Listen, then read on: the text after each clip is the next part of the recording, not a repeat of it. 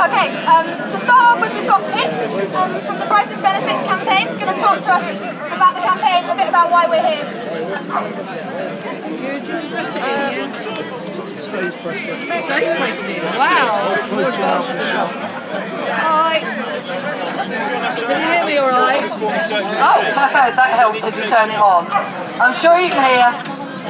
Okay, Bright Benefits campaign, we've been going for over 5 years, fighting the assault on benefits and on people in need, which started under Labour and has continued under the Condems pretty much the same way.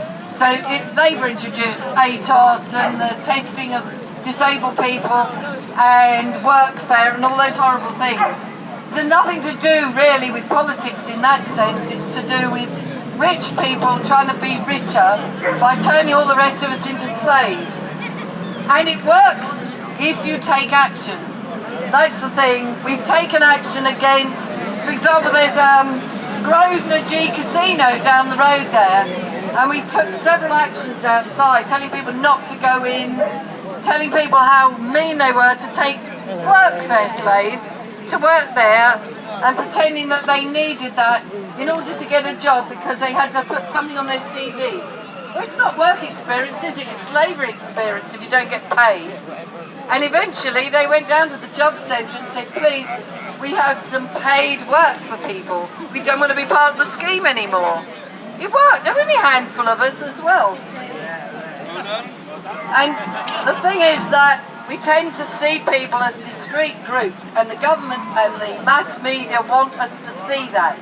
So you can get somebody saying, we are not the party of people on benefits, we're the party of the workers.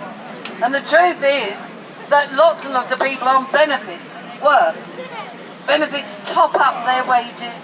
They are actually a handout to the rich. They're a state handout because they're topping up the poor bloody wages they're paying people. It's the same when they pay housing benefit. They're paying that so that rich landlords can screw money out of people. It's not actually necessary to have people in housing. It's so expensive that ordinary people can't afford it. The other thing is that it's always seen as these groups, so people talk about the disabled, the homeless, the unemployed, the poor, whatever, but actually those are groups. They're not groups. They're individuals who suffer from, at different times in their life often, any of those specific things. So at some time you might be homeless, or then you might be in precarious housing, or you might get a place and stop being homeless, and then you might lose it again. You might also be disabled at the same time. You might have mental health problems or physical health problems. Or you might work and be disabled but never be able to actually make a living. The whole thing is intended to divide us and make us think that there are these groups of people who are in that position because it's their fault. Lots of people see it as your fault if you're on benefits, your fault if you're poor, your fault if you can't get a job or a home. And it's rubbish, it's the system. The system is built so that lots of people are out of work at any one time. And now they can pretend those figures have gone down because they don't count anyone on workfare. And they don't count people who they can actually get off there. They massage the figures. So we're here actually to say that all our struggles are one struggle. So if you're a worker, if you're disabled, if you have mental health problems, I work in mental health so I see a lot of them, and half the people in my work who work for the NHS actually on antidepressants or having CBT because of the effect of the bullying and what's happening with the NHS and the way we're being made to do more work, less people, less money, and we see less patients as far as I can see. We hardly ever see any patients. We're just sitting there moving bits of paper about. So yeah, one struggle. Workers, students, old people, young people, whether you've got a house or whether you're on the edge of things and having a sofa serve or whatever, it's all one. There's just one little group of people who are not part of this. and they are hanging on for grim death to what they've got. They don't care they destroy the world, they don't care the rest of us starve to death or go without. So stick together, fight for each other, and good luck with all of it.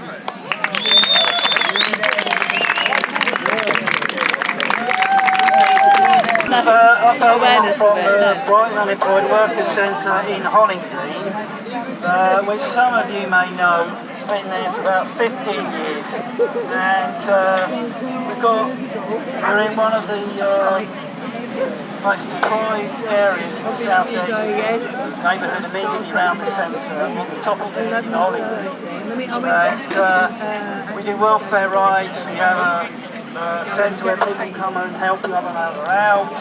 So we've established quite a hold in the local neighbourhood. A lot of people are dependent on the services we provide and the help that we provide. And of course, at the present time, when we've got massive attacks on the welfare state, people are losing their benefits and everything. There's over 1 million people across the country who've been sanctioned. And we're at the front line of this. We're getting people coming in all the time, worried about losing their benefits, worried about being sanctioned, worried about going to yet another work capability test. People coming in all the time with crises in their houses, with their sort of sons kicking off because of their 19-year-old son kicking off and smashing out the house because he can't get a job, he can't get a house because of the benefits when he can't get any benefits. And his mother comes to the centre because it's the place she knows where she can come. And we can able to sort it out without having to call the fucking police. Now we're doing all this, you might think that we'd get support from all these nice lefties and trade unionists who say they're against the cuts and they're against austerity and they denounce the government for cutting benefits and all this stuff. But you'd be wrong. What we have, we're a centre that has been run in the past by the Trade Union Council, Brighton Hove District Trade Union Council, like themselves. And they had a majority on our management committee. They did no repairs for 15 years, and now they tried to dump the liability for not doing any of the repairs on the workers and the volunteers at the centre and do a runner with £500,000 that they've siphoned off from money raised for carrying out the activities at the centre. Now this has meant we've been facing the threat of eviction for nearly 6 months. Fortunately, we managed to negotiate with the landlord a temporary stay, and for the time being we're still at 4 Crestway Parade, but it's very precarious. And I think it's quite disgusting that all these lefties are now standing in the election. They're standing across their so-called trade union and socialist coalition are standing candidates across the thing on a platform of no cuts and no austerity. But they have voted to exonerate all these people who have run away with this £500,000 because they ain't going to get it. They've been promised a trade union and a socialist centre in the middle of Brighton with all this money that's been nicked from us. And but of course they're not allowed to know where this money is because it's in a secret trust. Because they can't let us know where the money is because the Charity Commission might come in and they might all get done for misappropriation of charitable funds. These people are corrupt. They've corrupted the whole of this trade union council, and they've corrupted the Unison, and they've corrupted loads of the trade unions in this town, who've all turned a blind eye to this. So what I'm saying, we need support from people, ordinary people who know what it's like to fucking have their benefits stopped. Because these people on the trade union council, they can make all these votes, they can stick their hands up, they can vote to not spend any money on repairing the building, they can vote to ignore the complaints of misogyny and the bullying of staff for years. They can ignore this because they never go to the centre. when they vote, they can go back to their nice houses in Hove, leafy Hove, and in Port Slade, and in the nice, quaint village of Rottingdean. They don't have to go back to gang flats. They don't have to do anything like that. They don't face having their benefits cut because Peter George Osborne has ring-fenced them because they're nearly all fucking pensioners. They've been on this committee for fucking 30 years. So what I say, we need your support. We need the support of real people, real trade unionists, and real people who want a different society rather than trying to prop it up. What do you need? We need people to come up and support us, help us in various ways. We've got loads of things we have to do, like administration and stuff like that. We need people to give us just moral support so we're not on the own, because it's like we're trapped up in Orrington and a lot of people just don't want to know about what's going on. But how can we do that? How can you give more support practically? Yeah, well, if you come up to the centre, it's for Crestway Parade, it's the number 50 bus. You just catch the 50 bus from North Street and it's asks for Crestway, and we go in and it's a shop at the end of the thing. And there's normally people there, and you can talk to them and have a cup of coffee and find out what we're doing and see what you can do to help us.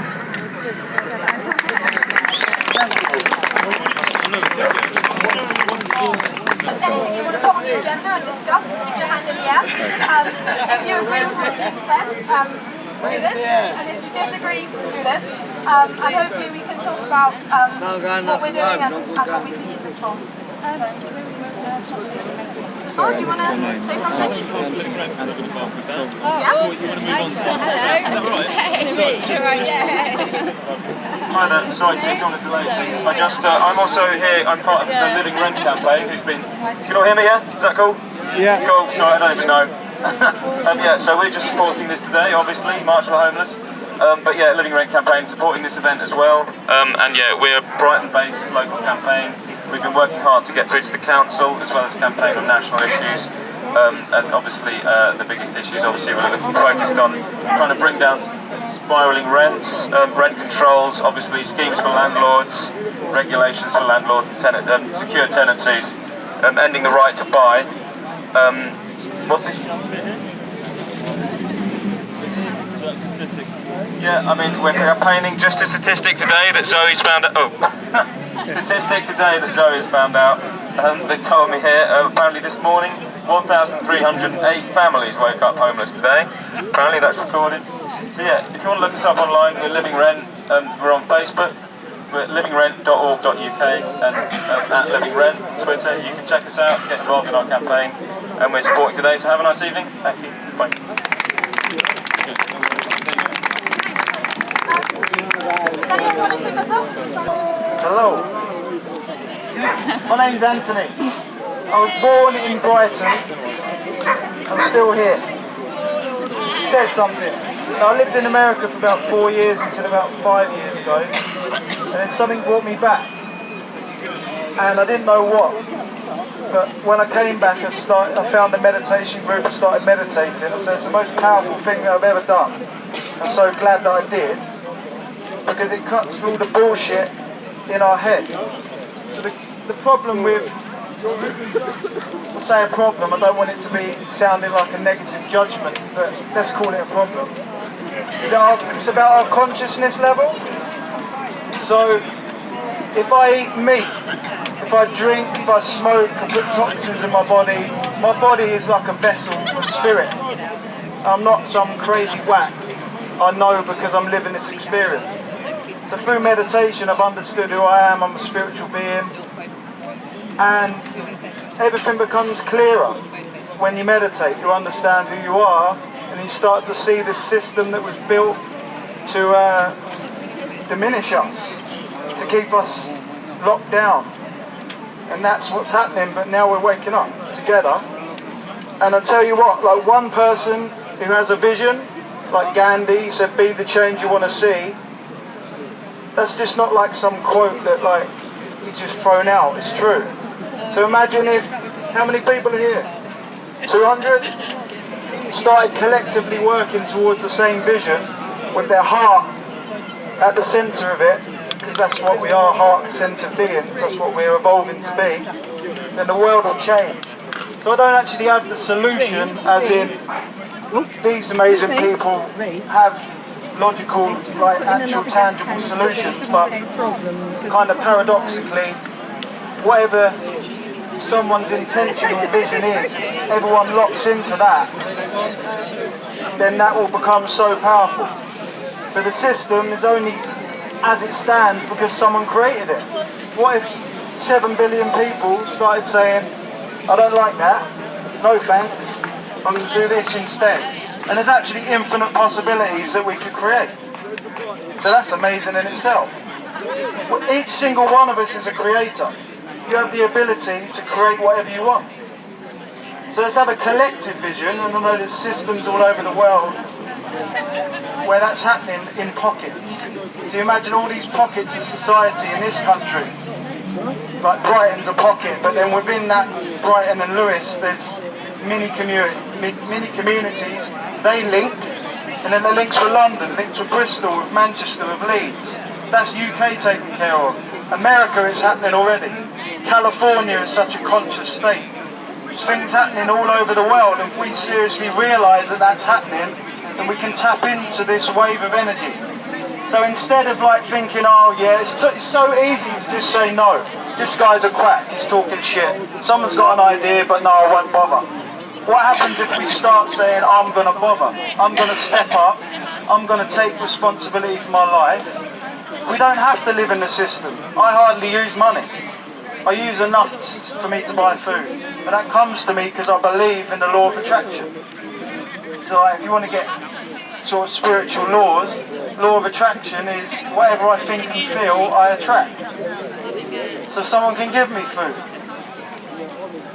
water, a place to stay. I haven't paid rent in 8 months, maybe longer. But I'm not guilty about that. I was for a bit. But just because somebody made money doesn't mean we have to abide by it. We can change. Anyway, I think my time's out. Thanks for listening.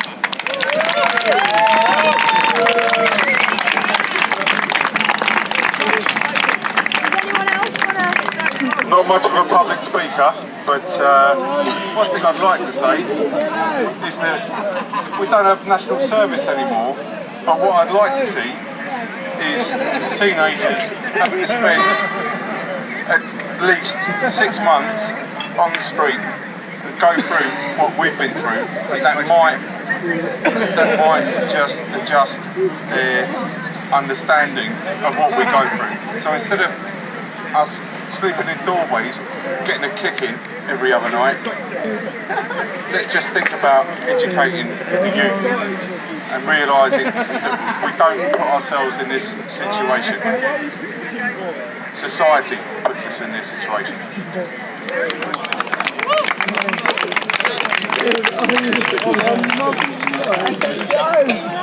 So these are the demands that Occupy Democracy Brighton's been coming up with. The National Campaign Group at Parliament Square has come up with a ton of demands, which got boiled down to 6 core demands, so it was a bit overwhelming. But I'll just rattle through the Brighton ones quickly and make sure we're all on the same page. If anybody wants to come back on them, please do. People before profit. Save the Brighton Unemployed Centre. Save our Brighton Hippodrome. That's the developers dropped out of that one, so that's a pending victory. Bring Brighton's empty properties back into use by creating safe emergency shelters and kitchens.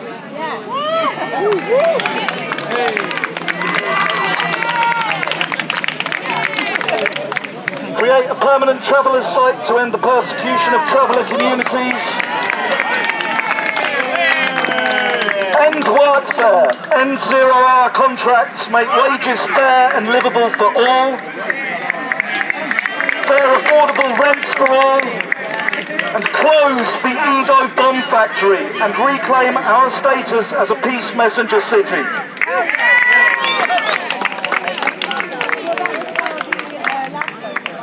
Come to that, that's national talk. So environment before profit, I'm just going to cycle through these, but feel free to clap because it feels good. No gambling, 37.5 million quid on the I360.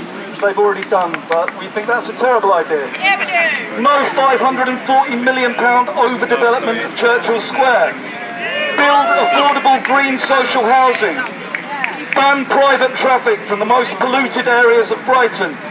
Require buses and taxis to use less pollutant or electric engines. And the final section, democracy before profit. Build a representative, democratic, e-voting and discussion forum which involves and empowers local residents. Create a public internet service provider to provide affordable, high-quality broadband to the city's residents.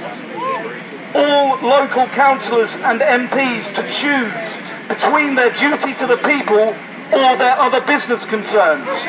No conflicts of interest. It bears noting that that is one of Occupy Democracy's 6 core demands for the nation, which we'll come back to if people are interested to hear about those. Finally, for Brighton, Brighton and Hove City must open a public debt audit in order to make public details of how much the city owes, who to, and what was the basis for the loan at the time of activation.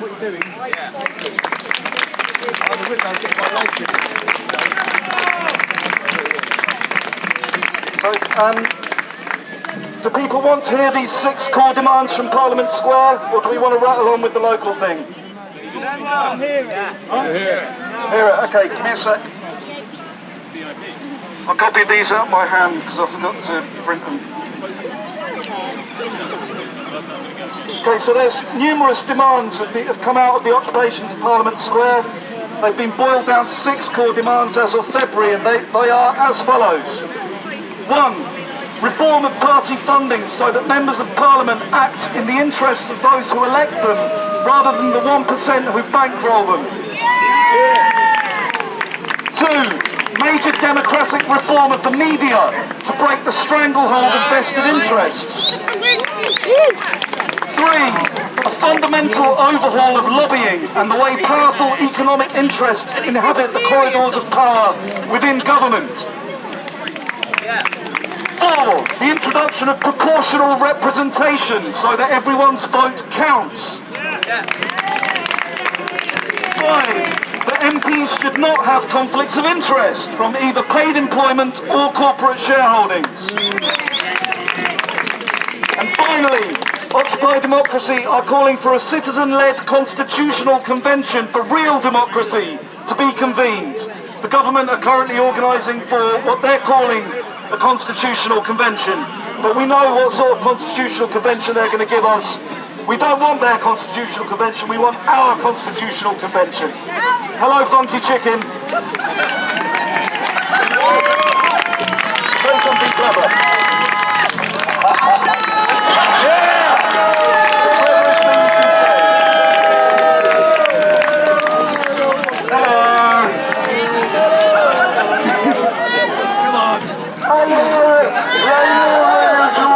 I can't find you where to show your face. And if not, you could always cook the turkeys.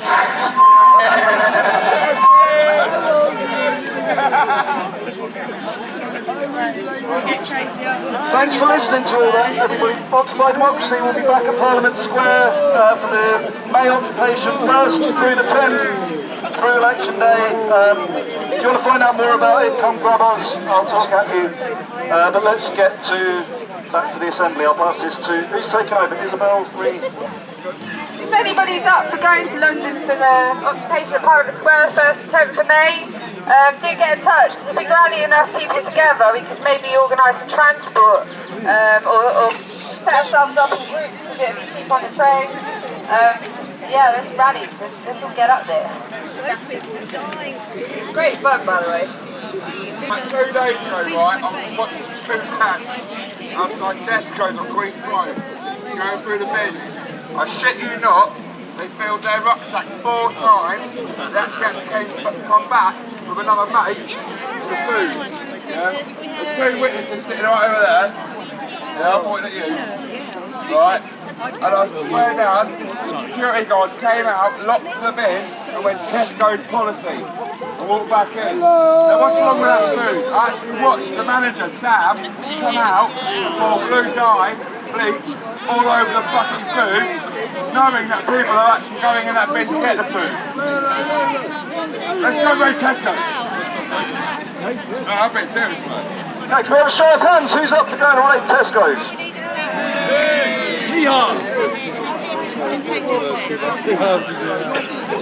Well, on the packets it says not fit for consumption, and some shops in Brighton are selling these legal highs, and they're fucking people up, put it bluntly.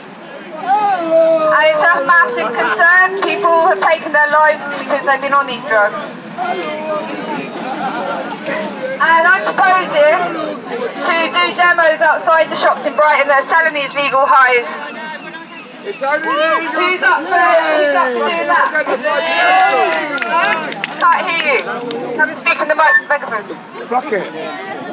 Right, for those of you who know me, my nickname was Legal High Andy up until about a month ago.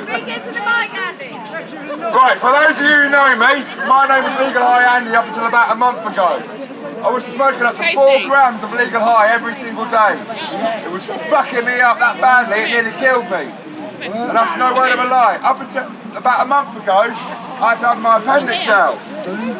Yeah?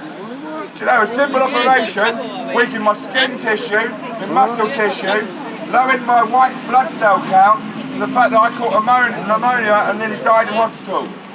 Yeah? But it took that for me to realise, you know, there's more to life than smoking that shit. And the only reason it is legal is because it's not identified. The moment they identify it, it becomes illegal. Well, then they just change the formula. Red Eye, I know the guy who owns Red Eye, Tony, he makes it in a fucking bathtub in his mate's house. And he sprays it with nail polish remover and fucking rat poison. Hey, rubbish legal high, give me this. I'll be serious, no mate. Legal high is rubbish. You want something, smoke it out of the ground. It came from the ground, it hasn't got anything in it. Smoke it.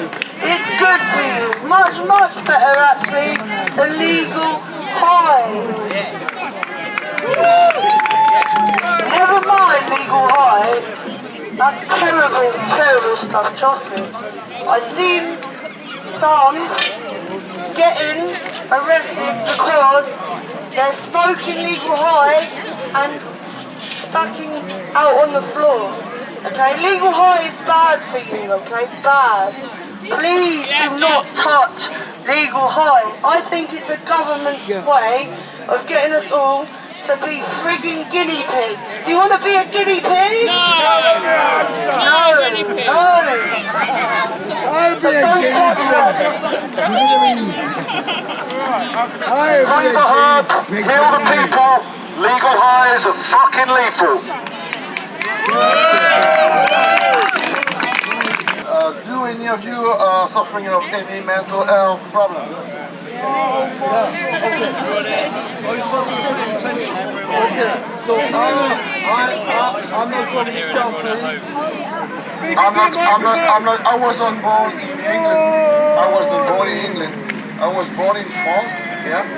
And since I was 19, I've been labeled as a mental health problem. So I've been given like medication for 20 years. And I personally thought it was right because it was a psychiatrist who did like 20, yeah, they studied a lot of stuff, so they said, okay, you better take this, that's good stuff for you. And okay, I took that, I believe what they said, and I took it out. I lost all my hair with all the I met a man yesterday at the seafront. His name is Christian. That man, he was like, I don't know what, he inside a fire. And the man told me, yeah, I have a mental health problem. What's your mental health problem? I'm anxiety, I must take pills. So why if I don't take those pills, I don't feel good. It's okay, so I know what it's all about, so you better stop taking this because the most as wait, Anthony, what is that? Well, Anthony, yeah, he said the most powerful thing in you is your mind. your spirit. As Anthony said, we are all spiritual beings. We are all mind. We are all really, really powerful. We can all create our own future. We just need to, since I started stopping taking those crap, and started taking vitamins, all that stuff, I started thinking, wow, it's time for me to start to know what I want. And I started, okay, if I want to be rich, just pretend I'm rich. Well, I'm not rich. But since I started to pretend I was rich, man, I left France, now I'm in Great Britain. I don't have a house, I don't have a car, I have food, I met nice people, life is great, so, no.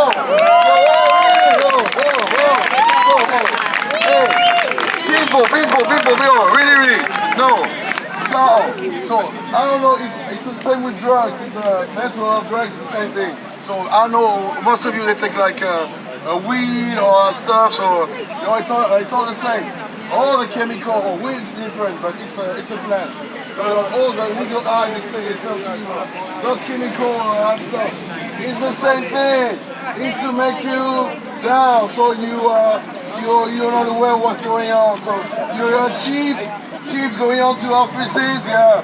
It's 9 o'clock, what's the report? I don't know. Okay, so you just like sheep, you go to offices, you're doing the 9 to 5 job, and now after you pay the taxi and all that stuff.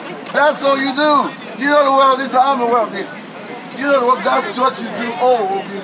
You go to 9 to 5, you go to offices, you pay the taxes, and they sleep deeply. That's how we do. That's fine. They sleep as deep as they can. Oh, that's fine. Let's sleep really. That's fine. Oh, they won't wake up. So Anthony, that man is already waking up. Oh, Anthony, that man, he hasn't paid like wages for 18 months.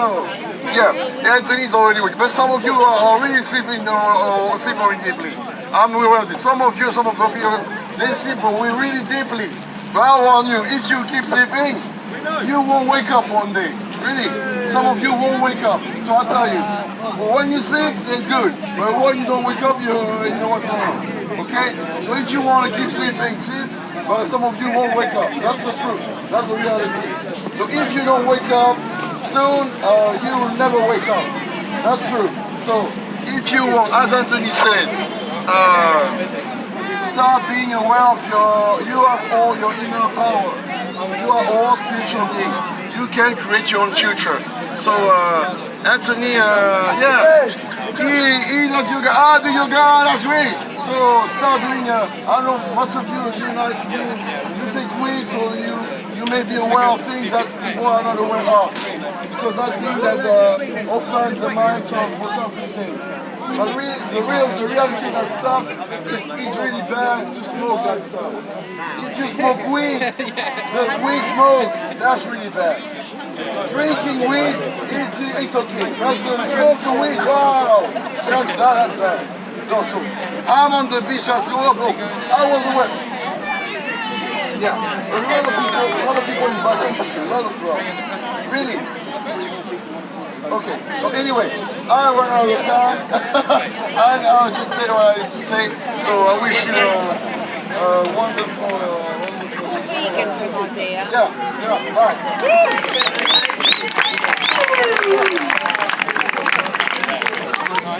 Listen, I'd like to tell you about me, right? I live in Grime 22 years, yeah? I went nowhere as a kid. Now I live in a little gap that's alright full of pisses. But you know what? I like you people. I like you people because you come out and you stand up and you can come out and support us. We've got fuck all, have we? What have we got? Fuck all. Apart from a fucking poxy fucking double gyro. That's what we've got, bro. Look at us, look at us, look. Have a look around, look. Fucking superb. You listen to Jesus Christ if you want. I'm not asked. You know what? Be happy, be clever, and kiss each other.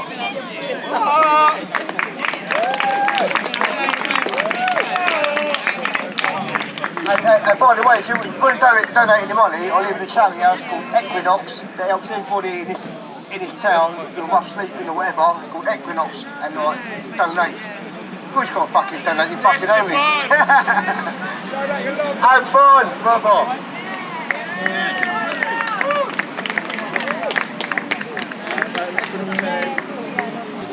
Just wanted to say one short thing. Really grateful for Jean Joseph giving some love there. It's tough to speak the truth, like, because the ego in our heads goes, oh, I'm just going to be judged, oh, I'm talking about me. But we need to stand up really and talk. What's really good is that people are listening. That's the most blessed thing we have, is ears. That you're listening with your heart, not your ears, yeah? Know what I mean? So, one of the things I do, I'm a mindfulness meditation facilitator, and I work for, say work, it's more about volunteering. We're trying to understand that, as a lot of people have said today, medication doesn't work. I've taken antidepressants, it made me psychotic. When I was a vulnerable 19-year-old who didn't have a clue what was going on. So doctors have been dishing out Prozac for years, and no irony, yeah, exactly, it makes people suicidal, she's saying. It made me suicidal. 4 years I wanted to kill myself every day. I had a voice in my head saying, it's gonna be okay, keep going, bro. Thankfully I did. And then I found meditation, now I'm here, speaking my truth. So I teach mindfulness meditation. It gives you tools of how to meditate and to understand that you're not your thoughts and you're not your emotions, they're just a part of you. And yeah, we do it by donation. We're trying to, or we're in talks with the Health and Wellbeing Board of this council, who have actually, by law now, every GP has to, or doesn't have to, but they can, prescribe a talking therapy, such as mindfulness meditation, rather than giving someone a pill that's going to screw their mind up. So that in itself is a miracle. That's a miracle. But there's plenty of mindfulness meditation places in Brighton, but because we live in this fucked up system, people need to have a living, so they charge like up to £120 for an 8-week course. But we are doing something a little bit different, but it's by donation. So you pay what you want to pay, so it should be free really. The Buddha started this 2,000 years ago. So it's a simple thing, really. It's not some far out crazy thing. You'll liberate yourself. Come and try it. So I've got some flyers. We're based at 3 Boundary Road on Portslade. It's down the bottom end of Portslade. It's the main street there. You can get the 1 bus there. If you want a flyer, come grab one for me. Thank you for giving me the space to talk, Ben. Legal aid is against the impoverished, it's against the poor people, and it's against people who can't afford it. When you go to a police station, you're offered a duty solicitor. A duty solicitor that is given to you by the police station. Yeah, by the police. So they're not going to help you, because if they help you, then they're not going to be given the contract by the police station. But we accept it because we don't know no difference.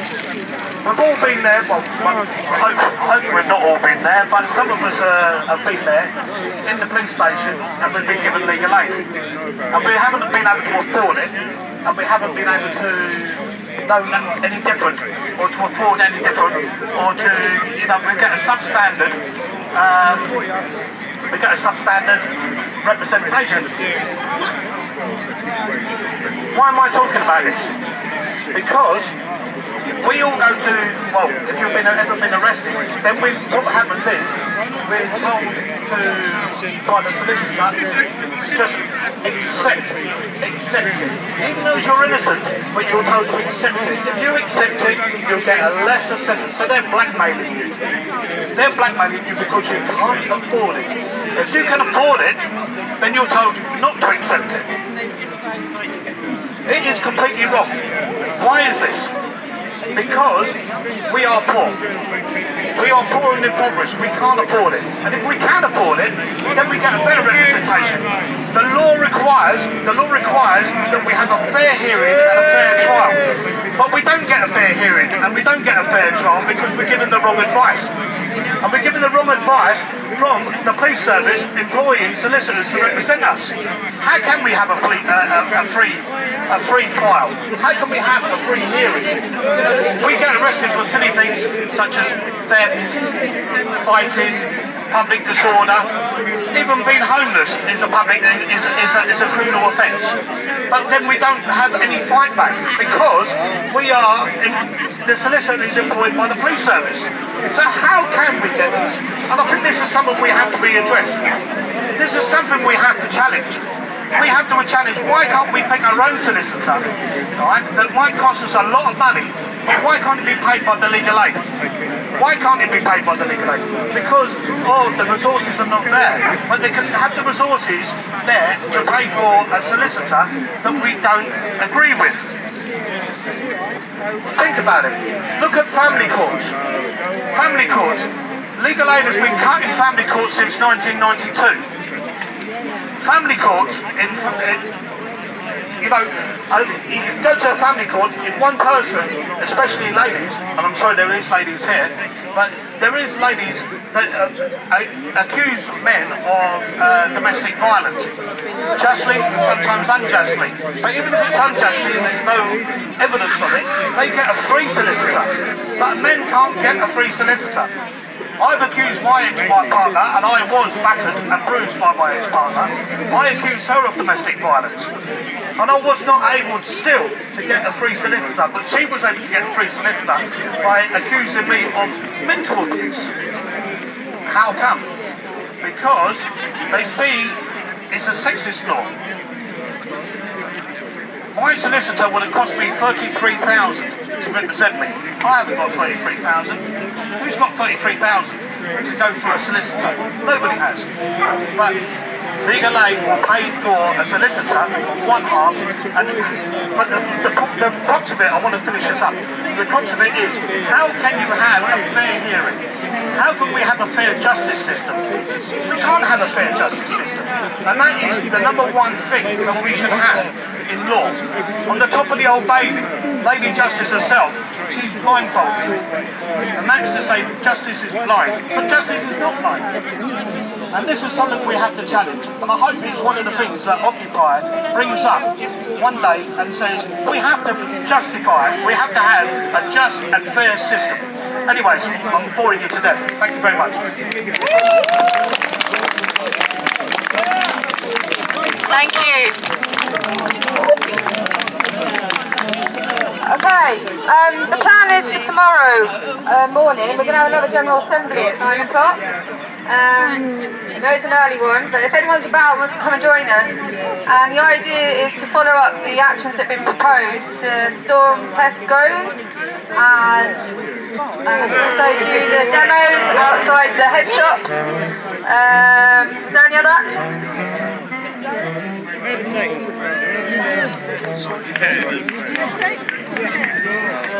Yeah, I think meditation's a great suggestion. So anybody who's up for meditation, is that you volunteering?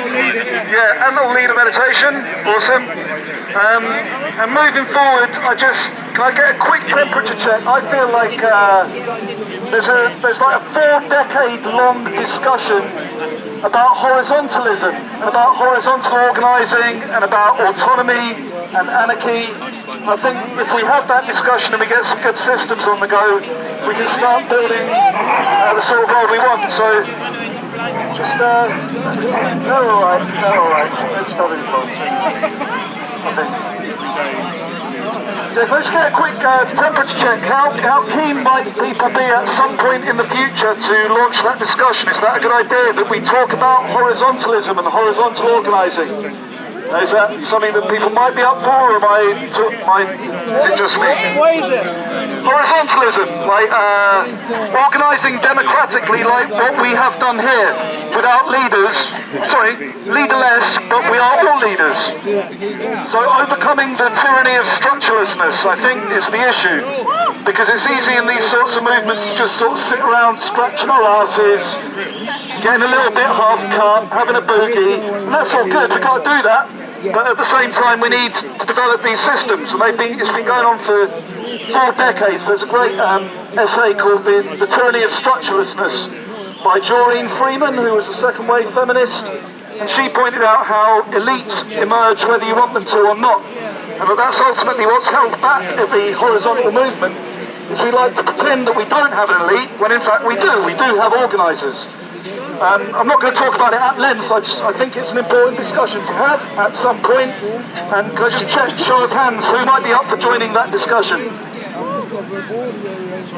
Hooray! Thank you very much. So we'll crack on with making that happen and get back to you soon. Thank you all very much.